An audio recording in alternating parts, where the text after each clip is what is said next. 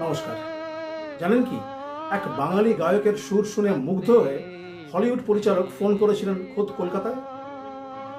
Oscar জয়ী সাহিত্যিকের উপন্যাসের ওপর তৈরি ছবিতে বেজে উঠেছিল খাঁটি বাংলা গান। কে সেই কিংবদন্তি, কি সেই গান, আর কেনই বা হলিউড পাগল হয়েছিল তার সুরের জাদুতে? জানতে হলে ভিডিওটি শেষ পর্যন্ত দেখুন। 1952 সাল বম্বে পাড়ি দিলেন বাংলার সুরের জাদুকর হেমন্ত মুখোপাধ্যায়। ফিল্মিস্তান কোম্পানির মালিক শশধর মুখোপাধ্যায় বঙ্কিমচন্দ্রের আনন্দমঠ নিয়ে ছবি বানাবেন। পরিচালক হেমেন গুপ্তর কথায় হেমন্তবাবুকে আনা হলো সুরের দায়িত্ব দিয়ে। ব্যাস, শুরু হলো এক নতুন ইতিহাস। আনন্দমঠ ছবিতে বন্দে মাতারাম গানটি নিয়ে এক কঠিন চ্যালেঞ্জ ছিল। রবীন্দ্রনাথ ঠাকুরের কালোজয়ী সুরটির কথা মাথায় রেখেও হেমন্তবাবু বীরত্বের রস মিশিয়ে তৈরি করলেন সম্পূর্ণ নতুন ও তেজস্বী এক সংস্করণ। রবীন্দ্র প্রভাব এড়িয়ে তার সেই অনন্য সৃজনশীলতা দেখে সেই সময় থমকে গিয়েছিল গোটা ভারত।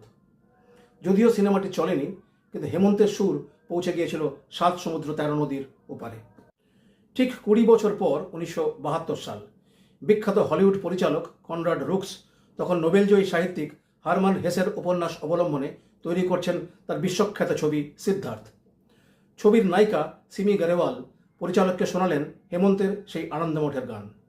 সেই সুর শুনে কনরাড রুক্স এতটাই মুগ্ধ হলেন যে তিনি স্থির করলেন এই হলিউড ছবির মিউজিক ডাইরেক্টর হবেন একজনই, তিনি হেমন্ত মুখোপাধ্যায়। সিমির উৎসাহে হেমন্তবাবু রাজি হলেন।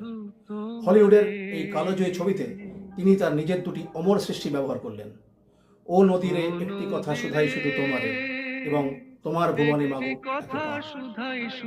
ভাবুন একবার, লস অ্যাঞ্জেলেস থেকে লন্ডন, বিদেশের প্রেক্ষাগৃহে প্রতিধ্বনিত হচ্ছে বাঙালির প্রাণের সুর।